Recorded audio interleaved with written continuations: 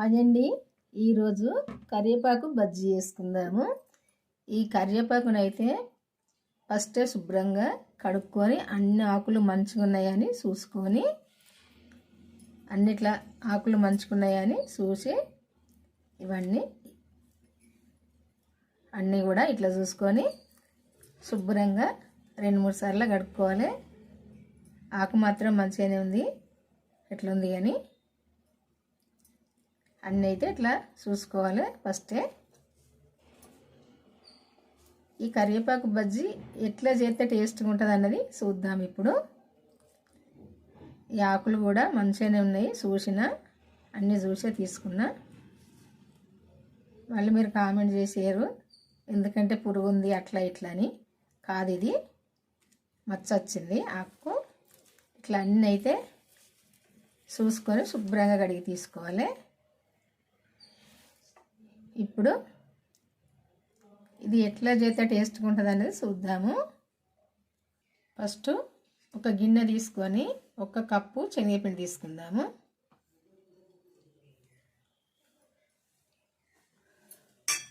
ఒక కప్పు శనగపిండి తీసుకొని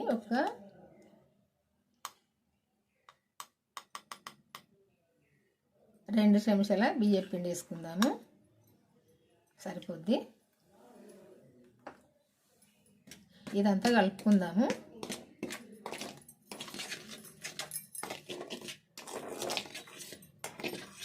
కలిసేటట్టు ఇట్లా కలుపుకోవాలి.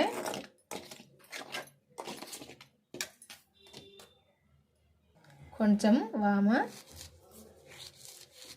ఇట్లా నలుసుకొని వేసుకోవాలి. కారం వేసుకుందాము. కారం కొంచెం ఎక్కువనే వేసుకోవాలి, ఎందుకంటే కరివేపాకు వాసన రాకుండా ఉంటుంది. చిన్నగా 1 చెంచా వేసుకుంటే సరిపోద్ది. సరిపోను సాల్ట్ వేసుకోవాలి. టేస్ట్ చూసినాక చూద్దాము. కొంచెం పసుపు వేసుకుందాము, కొంచెం వంట సోడా వేసుకుందాము, కొంచెం ధనియాల పొడి వేసుకుందాము. ఇప్పుడు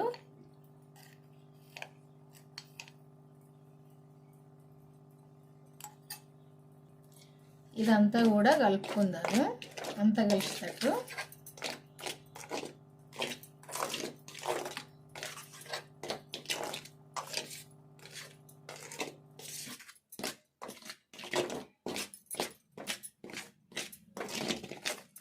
ఇట్లా అంతా కలిసేటట్టు కలుపుకొని కొంచెం కొంచెం నీళ్ళు పోసుకొని కలుపుకోవాలి, ఉండలు కట్టకుండా.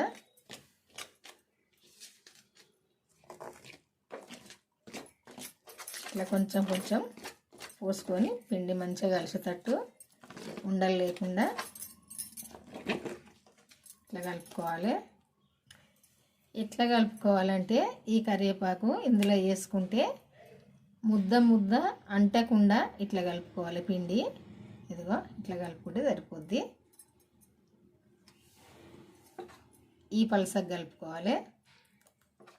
ఈ పలసగా కలుపుకున్నప్పుడే ఇది ముద్ద అంటకుండా ఉంటుంది దీనికి. ఇది ముద్ద అంటుతే పిండి దీనికి కరివేపాకు ఆకారం రాదు, అంత ముద్దగా కనబడుతుంది. ఇట్లా పలసగా కలుపుకున్నప్పుడే ఇదిగో ఇట్లా కరివేపాకు ఆకారం వస్తుంది. ఇట్లా కలుపుకోవాలి. చూసారు కదా, ఇగో ఇట్లా కలుపుకోవాలి. ఏం మాత్రం ఉండలు లేకుండా ఇట్లా కలుపుకోవాలి.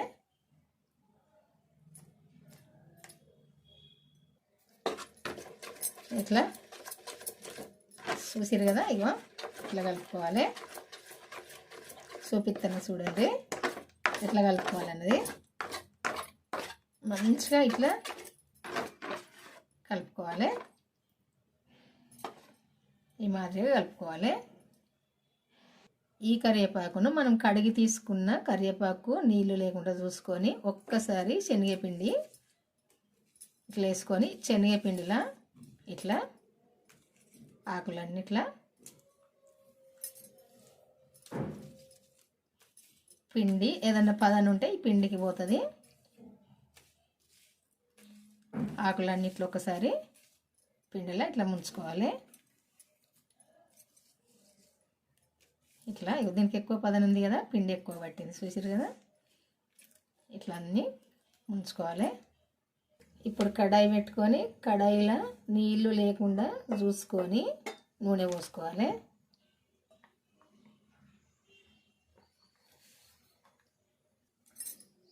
నూనె వేడైనాక మనము పిండిలో ఇట్లా ఈ ఆకును ఇట్లా తడుపుకున్నాం కదా, అదే పిండిలో ఇట్లా ముంచుకున్నాం కదా, ఈ ఆకును తీసుకొని ఇప్పుడు ఈ పిండిలో ముంచుకోవాలి.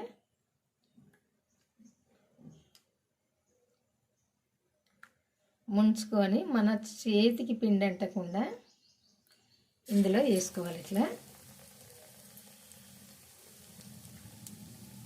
ఒకటి తర్వాత ఒకటి ఇట్లా వేసుకోవాలి.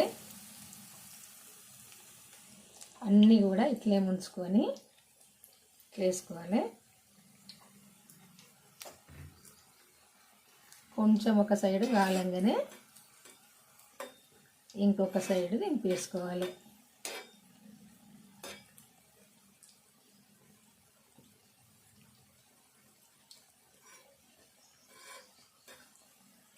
ఇట్లా వేసినాక ఇంకొక సైడ్ ఇట్లా దింపేసుకోవాలి.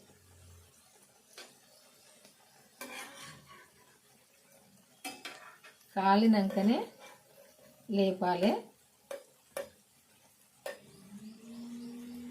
ఇది మంచిగా కరివేపాకు కరకర అయ్యేదాకా మంచిగా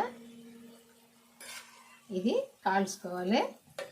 కరివేపాకు కూరలు ఎత్తే తీసి పడేస్తారు కదా, పిల్లలైనా కొంతమంది పెద్దలైనా ఇష్టం లేకుంటే పడేస్తారు.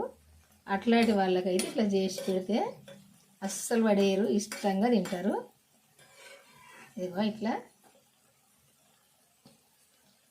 రెండు సైడ్లు మంచిగా దూరగా గాలితట్టు కాల్చుకోవాలి.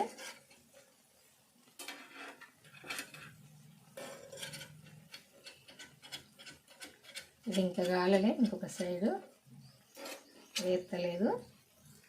లేచినాక రెండో సైడ్ వేసుకుందాము.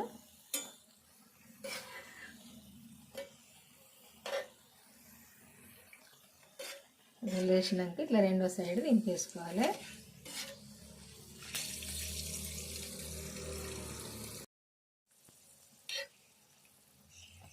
ఈ నూనె వీన బుడగలు తగ్గేదాకా కాల్చుకోవాలి. కాల్చుకుంటే ఇవి గాలినట్టే.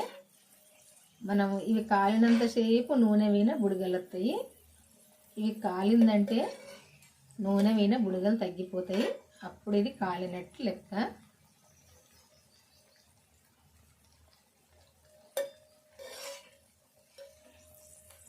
రెండు సైడ్లు కూడా కరకరలాడేటట్టు కాల్చుకోవాలి. ఇదిగో ఈ కలర్కి వచ్చేదాకా రెండు సైడ్లు కాల్చుకోవాలి. నూనె వీన బుడగలు తగ్గుతాయి చూడండి.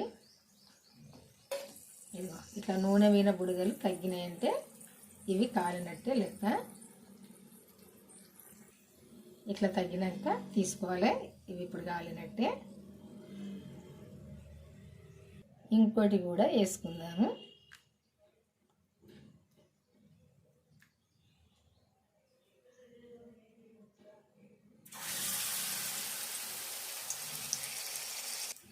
మనం ఇక ఎన్ని అయితే చేసుకుంటామో అన్ని ఇట్నే చేసుకుంటా కాల్చుకోవాలి. ఇక అన్నీ కూడా ఇట్నే చేసుకోవాలి.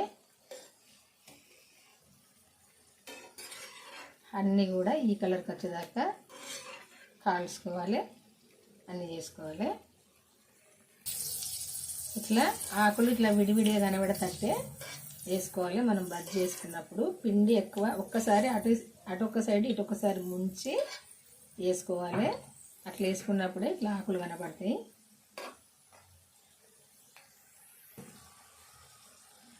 కొంచెం స్టవ్ అయితే సిమ్లో పెట్టుకొని కాల్చుకోవాలి, ఎందుకంటే మాడిపోతాయి.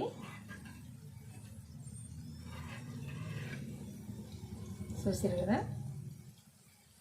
ఇంకా కొద్దిసేపు కాలాలి. ఇట్లా ఆకులని ఇట్లా విడివిడిగా ఉండాలి.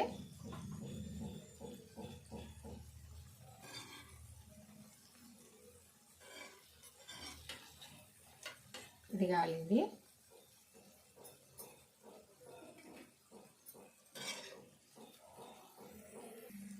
ఆకులన్నీ ఇట్లా మంచిగా నూనెలో ఫ్రై కావాలి. ఇదిగో కరివేపాకు మంచిగా నూనెలో ఫ్రై కావాలి. ఇట్లా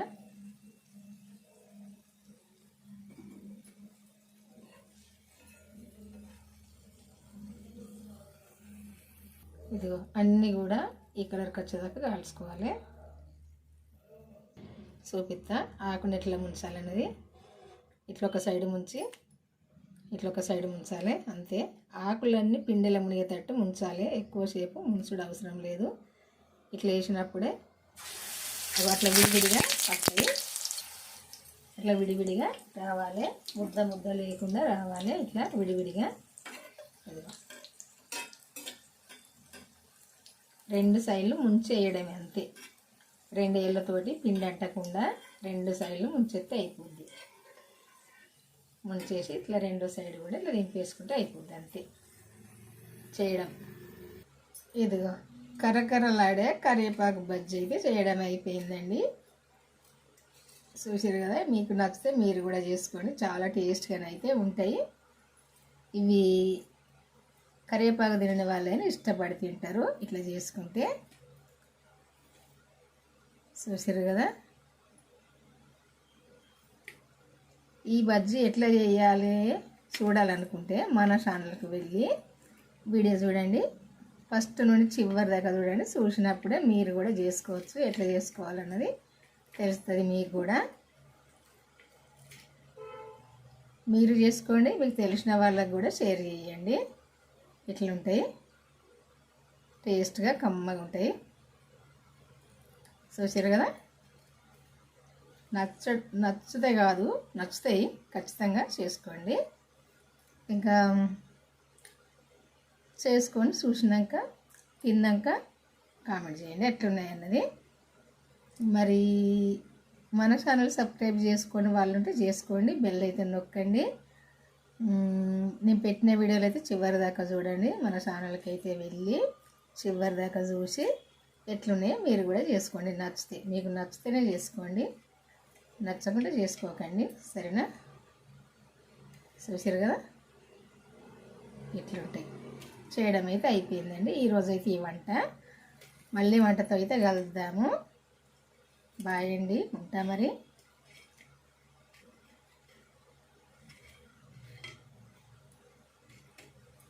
నేనైతే కొంచెం చేసిన, మీరు ఎక్కువనైనా చేసుకోవచ్చు.